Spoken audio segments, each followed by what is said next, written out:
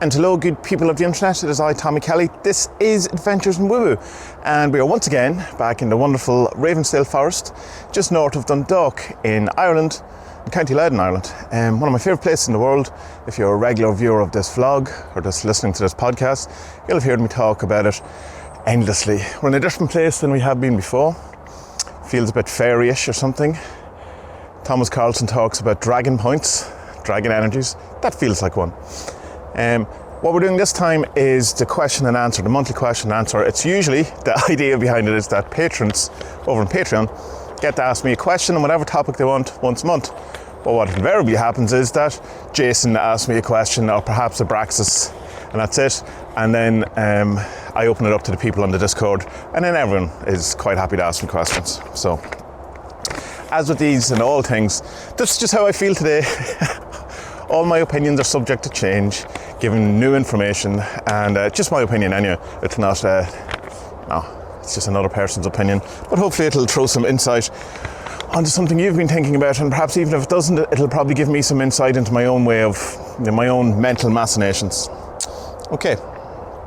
Pete Johnson. This first question is from Peter Johnson, who's a friend of mine. I've known Pete, God, since my late teens anyway. He's a musician, and he was in a number of bands. He Rumble, a couple of other things, and did some solo work, whatever. But his focus kind of at the minute, apart from music, which you should check it out, I'll put some links in the description, is on mental health and around depression, and trying to, have a better kind of sense-making journey for people who are vulnerable in that area. And it's great work he does, and I should check him out if that's something you're interested in, or someone who might benefit from someone like that. So, Pete Johnson, I've thought very deeply on many aspects of life, but I can't understand this one. So the question is this: how does the law of attraction, magic, meditation, and deep thinking help a kid born into war and starvation? Well, this is the big question. And I know when people preface answers, but this is the big question. It's kind of like saying, well, I don't know the answer, but I definitely don't know the answer. I have some opinions around it. One of the things that I really dislike about the New Age movement, or spirituality in general, is this insistence on the person having absolute sovereignty and autonomy over their life, without taking into consideration, social circumstances, heritage, the country, the culture, the personal circumstances around them, that it's all in a sense put on the person, that if they're in a situation that isn't ideal, or is far from ideal, be that war-torn country, kids starving and, dead people all around them, something quite as severe as that, to, people in horrible relationships, or people who have, sicknesses, or all of these type of things. And the insistence, of course, is that that's on you, and that you just don't have the right, consciousness. If you don't have enough money, you don't have prosperity consciousness. If you don't have good health, or if you're sick, you don't have health consciousness, and in some way it's your fault. I dislike that immensely. And while we have responsibility for our lives, I don't think we have full control over our lives and full say in our lives. And we certainly aren't to blame most of the time when we get sick. There is, of course, some diseases that are, come from bad diet or from bad management of your life. But, the vast majority of them are just bad luck and, bad genetics, or things that you have no control over. But what would it help to actually answer your question is, there is, of course, given that we've discounted the idea that it would help this person to have in the war-torn country, starving, to have a prosperity consciousness, and then somehow mentally, magically think our way out of this situation. I've talked to very intelligent, brilliant people who absolutely believe that to be true, and believe that, or that they've come into some sort of soul contract where they've decided before they were born that they were going to have this experience, and therefore you should leave them to have that experience and not help them. So who are you to infringe on other people's soul contracts? All nonsense. Or at least if it isn't nonsense, say it's even true, still shouldn't be something that should be acted upon, because it's dehumanizing. So yeah, there is a kind of a history, I suppose, of oppressed people getting into magic. You have your kind of African slave magic, voodoo, hoodoo, voodoo, and all of this kind of stuff, where it was a reaction to the kind of stuff that was going on around them. And of course you have stuff like folk Christianity or folk Catholicism, or any kind of folk things, which is a reaction to kind of the stuff that's been oppressed around them, that they're not allowed. When you switch from, say, a pagan to a Christian, or not even as much as that, but like where you'll you know, you have general kind of local practices that are not allowed by the religious establishment. And so these things kind of come up on the undercurrent and the underbelly of things. But again, not going to help someone starving in a war-torn country as an individual. Perhaps as a kind of a greater, wider cultural movement, like you would see with the kind of the voodoo stuff, or you know, anything that was born out of conflict and oppression. I don't know. The only thing I can say is, what would it help? Well, it will help the people who might necessarily be in it, that if we can use magic, law of attraction, meditation, better sense making, all of these things to write a better story about the world so this thing doesn't happen, and stop seeing it in a sense of that's their problem, or that's a thing that's happening over there, and have a more holistic kind of view around us as humanity and as part of nature, and how we're all interconnected and interbeing and all of this, then it will help in that kind of a thing. But in the individual thing, unless you're, I don't know, I would say it probably wouldn't help. I don't. It's like that thing that I said to my therapist a number of times when he's, you know, he's very much talking about mindfulness. And I meditate every day. I've meditated for years. I'm a big proponent of meditation. But my point to him is that if someone's thumping you in the face constantly, you can be mindful all you want of that, but it doesn't change the fact that it's happening. So, you know, there's that kind of sense, I suppose, in Buddhism too, that it's not the event that's happening, it's your attachment to it, or it's your want for it to be different. But again, if someone's thumping you in the face and you can go, oh, well, I mean, it's not really this thing, it's the fact that I want them to stop thumping me in the face. It's my issue. I should really let that go. I don't think that those type of notions are that helpful in severe situations, or even in non-severe situations. So Pete, my long, short answer is that I don't have an answer other than I don't think it helps. I don't think it helps the individual in that thing. Whereas, say someone like, you could possibly have an idea that someone has been held captive, or has been kidnapped, or is, you know, some sort of locked in a room, could benefit from meditation. It certainly could, in you know, give them something to do, keep their mind active or unactive. And yeah, shitty things happen. We don't know why. We have to trust in the process or give in to the despair, I suppose. But we could all just have a better story, see the interconnectedness, work better as an overall picture, rather than blaming an individual for their circumstances. What's your thoughts, Pete? What do you think? On a completely different topic, Jason, since you released an album, what's your method of writing a song? I have two methods, Jason.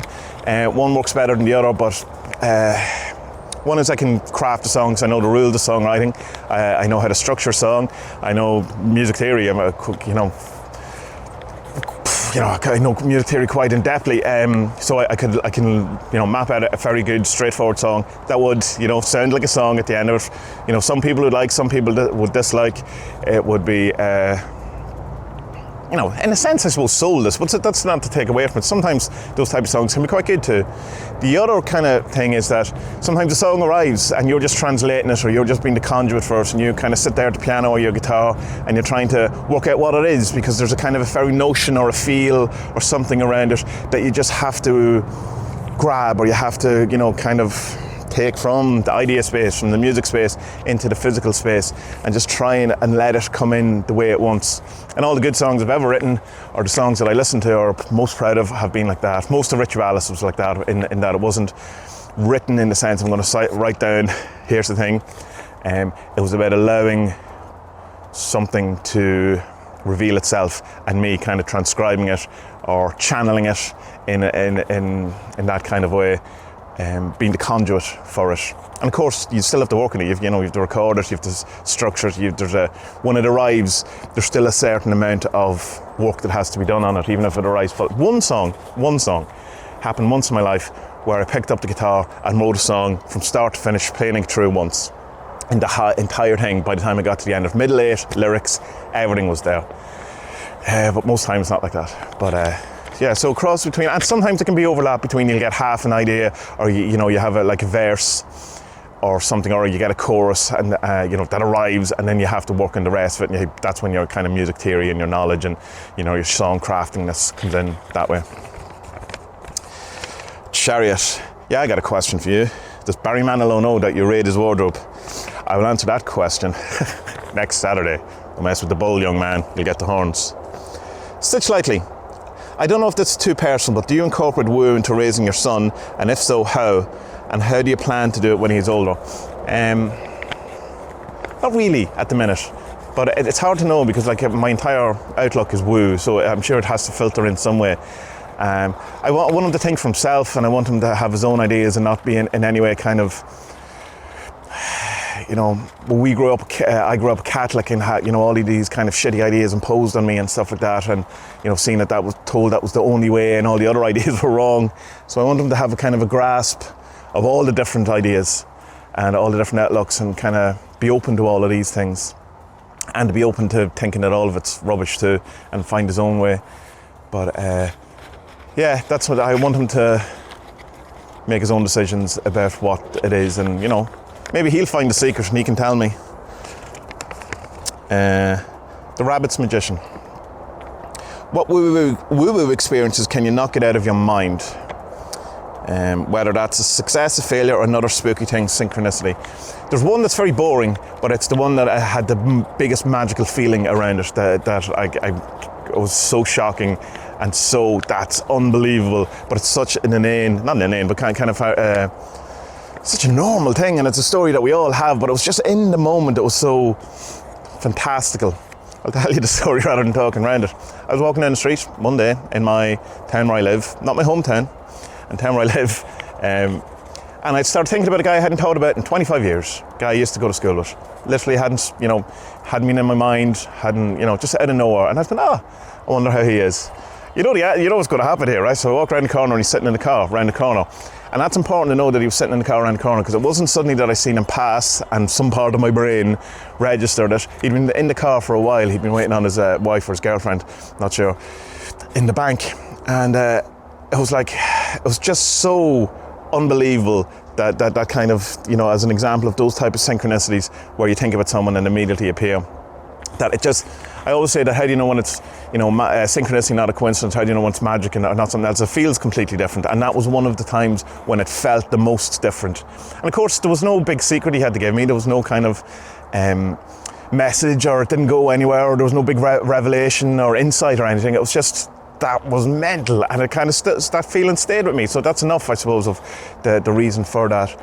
Very weird, very, very, very weird. But more like I've had loads of times where I thought about someone and there they are, or they ring me, or speak of the devil. We all have, but it's, I suppose the difference between a coincidence and a synchronicity, as Carl Jung would suggest, is that one of them has personal meaning, it's personally meaningful to you, whereas coincidence might be thinking about someone there, all right, I don't care, but there was some sort of personal meaningfulness around that, some sort of sense of magic around it. The other huge one is I seen the star exploding just for me in the night sky.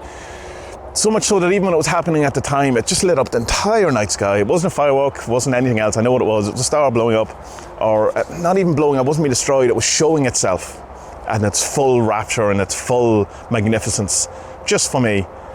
And even as it was happening, I was going, I don't believe this is happening. And immediately after, I don't believe that. I was like going, that, I don't know what to do with that. But wonderful experience. So, there's plenty of others, but that's what you get at the moment. Turismo. Any thoughts on the heavy marketing, trademark fights on Reiki schools and lines, etc.? Yeah, I think it's dumb. I understand why it happens. I think it's dumb. I remember when I was learning Reiki, that there was people, I'm level 3 Reiki, for those who care.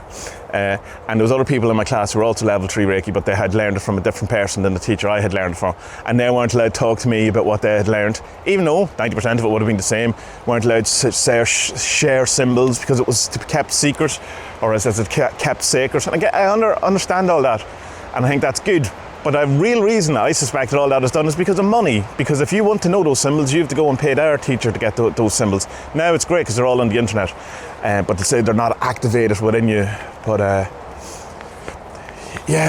there is a course of, you see this in kind of channeling circles as well, where you say Abraham Hicks start channeling Abraham, and then other people start channeling Abraham.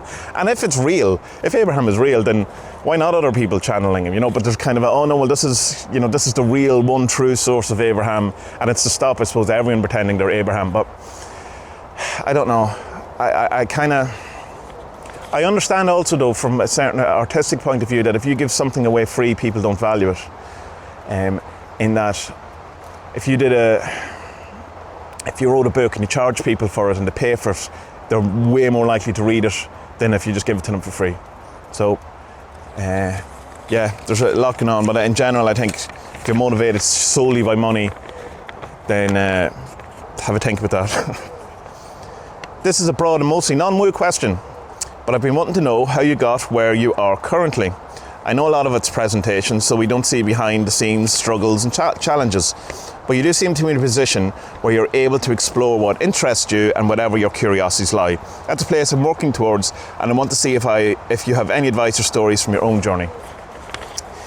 The huge part of how I got to where I am now is that I just didn't give up, and that's not really out of a kind of a sense of bravery or having a kind of vision around. It's just that I literally can't do anything else.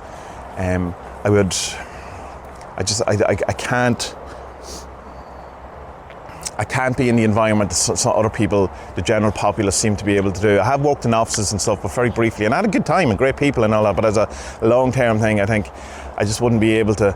As a sound engineer for like 10 years, working with bands and traveling and all that, and I intensely hated that. But I felt I had to do it because I had surrendered to, I wanted to be a rock star, so I surrendered to the world and to divinity and let Jesus take the wheel, and I got presented with a sound engineering job, which I said, this must be something that's going to bring me closer to where I want to be, and it didn't. It bring me literally further and further away, to the point that I hated music and couldn't listen to music for years after it. Really soul-destroying stuff. Not to blame any of the bands, anything, all wonderful people. It's just I didn't want to be doing it, and the sense of autonomy and sovereignty that you need, that if you're trying to cultivate while at the same time being literally the lowest peg on the board, or the lowest person in the hierarchy. Most times, sound engineer, it's essentially when you're not actually being a sound engineer or a roadie, and so you're just like the gopher and stuff like that, and so like you're literally the lowest peg on the hierarchy, and it's when you're trying to work on sovereignty and autonomy and all that, it's very soul destroying. So it's kind of, having been out into that, I said, I just can't do that. I can't do that. It just destroys me. I tried to set up a life where I didn't have to do that, and mostly that involved a long time of paying mortgages and credit cards and being in debt and stupid stuff like that. But as soon as I started making any money, I immediately got, as quick as I possibly could, got out of debt, and that was huge. So I don't have a credit card, I don't have any personal debt other than the mortgage. And that's been helpful in that rather than trying to make loads of money as an artist or as a musician or whatever it is I am, it was about how can I lower my overheads so that this doesn't cost much to continue, that I'm not being a burden on society. I don't have to get to social welfare, but I make enough money to live and to continue this and to do what I want. And so it was like so it's things, you sacrifice certain things. I don't have a great car, I don't give a shit about cars, but I have a nice house, I have a small office, and all built up over the years. And it's like people ask me, like, money-wise, because I can afford to buy any book I want most of the time. It depends on the book, but I can't afford to have any holiday I want or any car I want or whatever. And I'm happy enough because, I love books more than cars. I love books more than holidays. Like, I used to travel an awful lot, and they're wonderful things traveling, and that's something I currently do, much of just, not that we could anyway for the last while, but it's just, situating yourself. What is it you want? It's just what you want to do. And if it is, do everything to do that. And there was a good element to me in the burning the boats idea that, to take the island, you need to burn the boats. And because I had the experience of having absolutely no power, no sovereignty, no say in my day-to-day life, and I just won't go back to that, so I burnt a boat of that. My advice though, it's hard. It's really hard, and there's an awful lot of imposing on other people, particularly like say my wife, who helped me out an awful lot, like financially, but also like morally, possibly, but moral support, and making sure that, and in it, the huge depressions and huge sadness and huge sense of failure, and still no, don't ever become an artist to try to make money. You're an artist or you're a musician because that you've no choice in it, and I mean that. Like, I've no choice in it, so that's why I do it. It's great though. That sounds like I have a horrible life. My life is wonderful. It's brilliant. I have the exact life I want. you know, please don't think that I'm ungrateful. I'm certainly not. Ralph, do you have any recommendations for dream work with the 40 servants? And perhaps also with regard to achieving or improving lucidity in this way. Let's make sure I have, loads of time, loads of battery. Not huge in dream work. I did explore it a couple of years ago, and had some good success with lucidity. My main thing was that, right, at some point I'm going to go lucid, so I want to have a plan, and I always had a plan in the back of my mind of what would happen. One of them was I wanted to meet John Constantine. Another was I wanted to meet Ganesha. I met John Constantine, but as soon as I went lucid, I was in a bar, strangely enough, and I just called out, John Constantine, I evoked thee, or I called you, or where are you? And he came in, and I was going, hey, and then it's like, what he said to me was that if I believed what you believed, I could do anything, and then it was gone. And I was like, oh, right, okay. What is it that I believe that John Constantine doesn't believe? I don't really know the answer to that. The other big one was that I wanted to meet Ganesha, and I went lucid at a train station, and the train was coming in, and there was a couple of people, and then I went, Ganesha, I'm lucid, Ganesha, and then all of a sudden the entire platform filled with people getting on the train, and I could just see Ganesha's hand at the other end, and he couldn't get through, and obviously he was being blocked. There was a lot of obstacles in his path. It was only ages after that I realised that was what happened. I was just going, I didn't get to him. And then when the irony or the humour around calling on the god of the remover of obstacles, only for him to be faced with obstacles that needed removing. So that was quite fun. So that's what I would say with regard to the 40 servants is decide, have a plan. What I want to call on the witch, I want to call on the father, so as soon as you do get lucid, and there's a million ways of doing that. Mine was just intentional, pure intentional. I didn't do sometimes you can have the thing around your wrist you keep looking at to make sure you're I'm awake, or you hold your breathing, and you do these reality checks. But mine was just pure intentional. But have a plan. What am I going to do? What do I want to ask? So that when it does happen, you're prepared. That's what I did. Abraxas, you can only choose 5 books for the rest of your life to study for spiritual growth. Which ones do you choose? The Bhagavad Gita, the Bible, the Yoga Sutras of Patanjali, book 4, Aleister Crowley, but the big one, the big blue one, which includes, Book of the Law and all the different parts of book 4. And the 5th one, what would my 5th book be?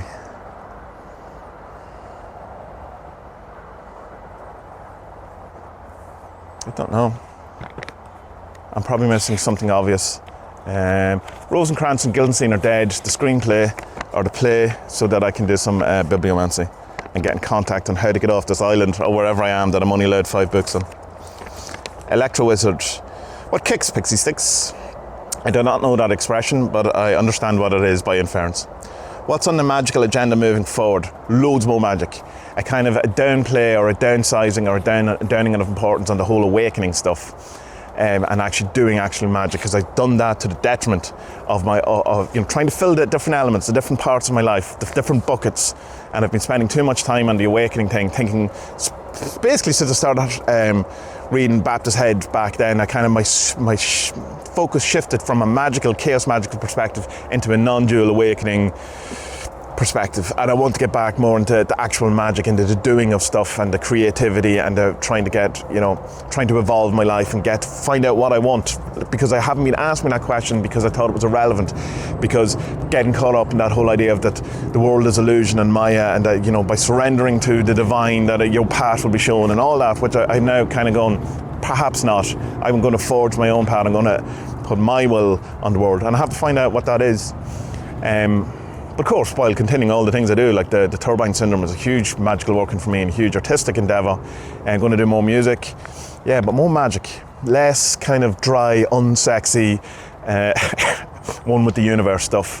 Because it doesn't seem, for my goals and what I want, in that I want to be, I don't say I want to be happy. It's not that I don't want to be happy. I want to not be engulfed in the darkness. And I want to be a better person, and I want to work on myself and evolve as a human being or a spiritual being. And the awakening doesn't seem to help any of those things in any way.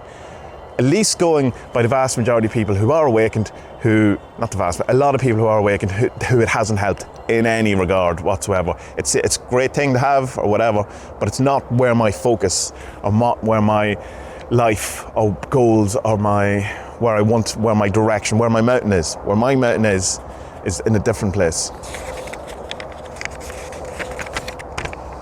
Irene, is there any woo you avoid or decline to explore or practice because you find it too unsettling? If so, why?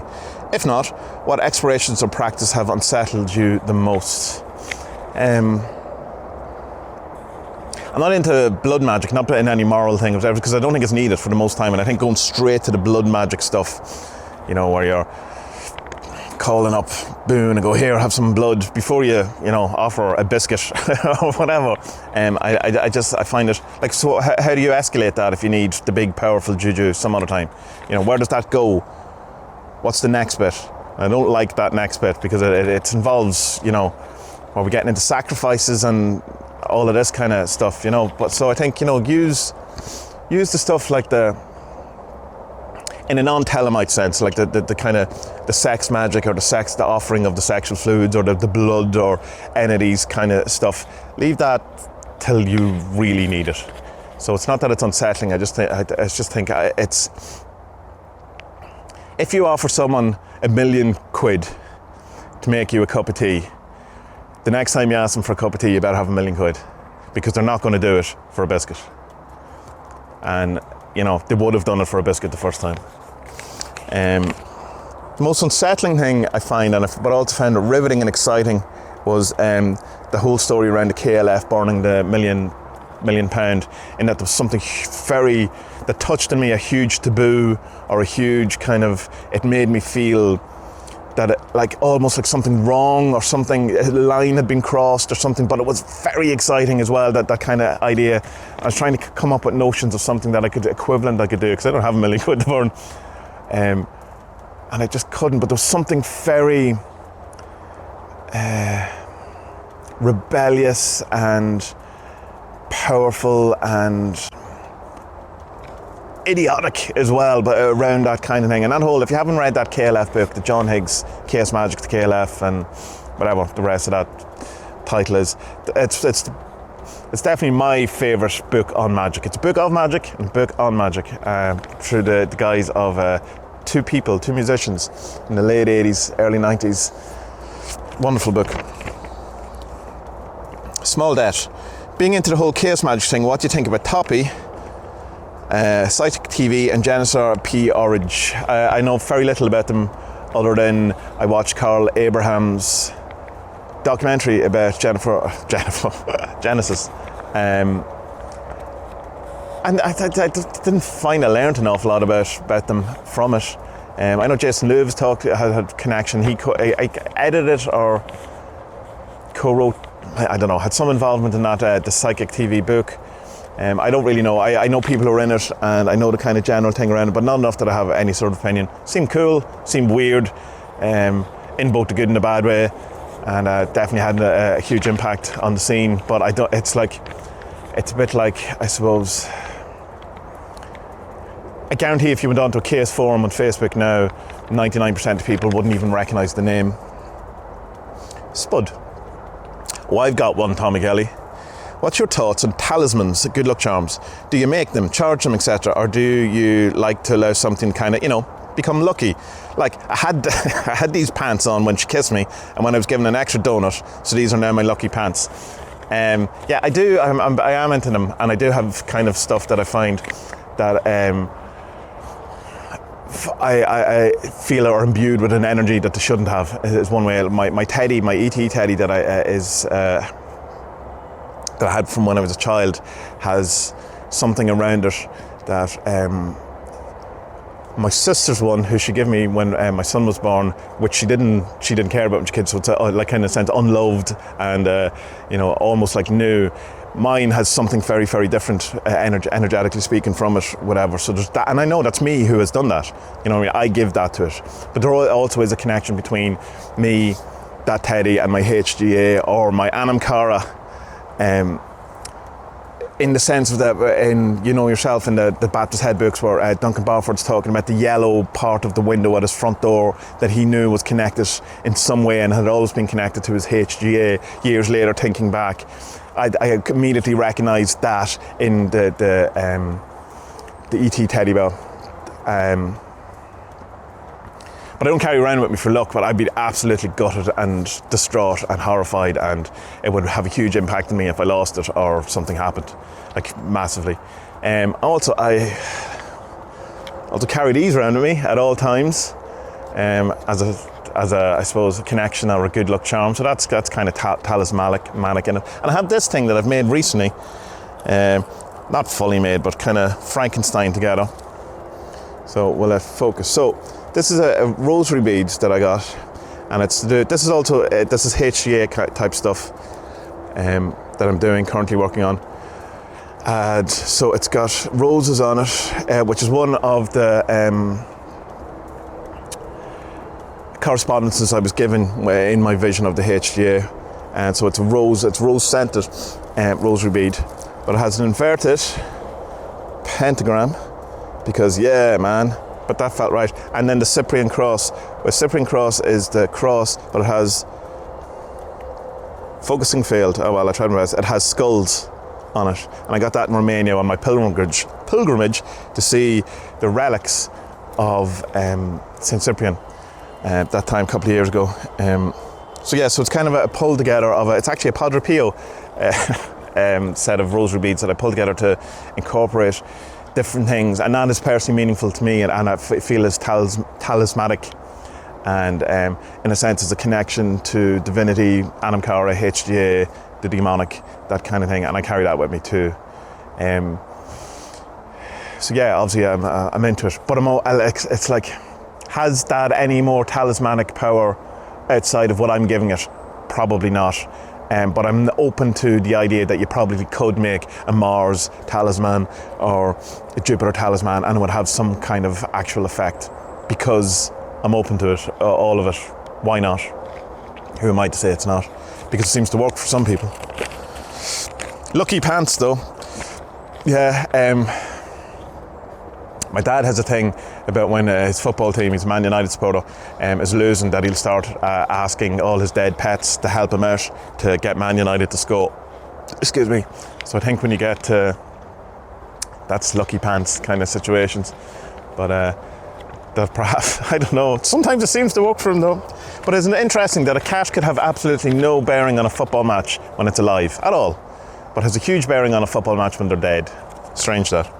And that's not slagging my dad off, that's all thing. Like your grandmother, who had no way of ever giving you or helping you out with a job when she was alive, getting a particular job at an accountancy firm that she had no connection to, can suddenly do that when she's dead. I find that, but again, I'm open to it. Why not? What do I know? Willow, what's your favourite track of Ritualis and why? I don't know. I would say probably the one I made the video for, Ecstasy of the Drowned, because it felt like that song is about at the end of coming through a kind of a dark thing, and whether that be in ritual or whether that be in a like drug trip or whatever, or parts of your life or whatever, and coming out and feeling like you're absolutely and utterly distraught, drowning in whatever it is, whatever the darkness around you. And then it's kind of, if that music to me feels like someone's drowning who then finds a way to at least get their hand out to the other side, and there's kind of a static at the end, having drowned in the darkness, so in a sense it's going through it rather than being rescued or running away from it or whatever. It's the movement up from having seen the worst of the worst, and only then, only in the actual pitch darkness it can the morning the veil be lifted, as that a line of sunlight appears in the dawn, or as you rise up and you can see light again, having been in the depths of water. So that one today. Tomorrow I might change my mind. Maud Dib, what's your opinion on obscuring versus illuminating occult beliefs? Like the approach to keep it hidden and secret versus making it easily accessible. Lots of occultists believe secrecy adds potency and illusion of grandiosity and whatnot are important for ritual work. going back to what we were saying about Reiki, because I can understand the secrecy element of it and all that, but I think, you know, if you're in the same grade, you should be allowed access to the same things just because you have had two different teachers, possibly, because I think the motive is money rather than any kind of intent to sacredness. But I know this magic I do in secret, in the dark, behind all your backs, that I tell no one about, works way better than the magic that I do publicly. And that's very obvious to me after doing the 40-day sigil challenge that we did, where I posted all my sigils. Now, I didn't say what they were for, but I still posted them publicly on Discord and Instagram and all that kind of thing. And 3 of them came true, which by chance, you know, but statistically, more of them should.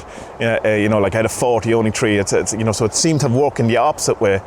And then recently, did a bunch of sigils that immediately came true.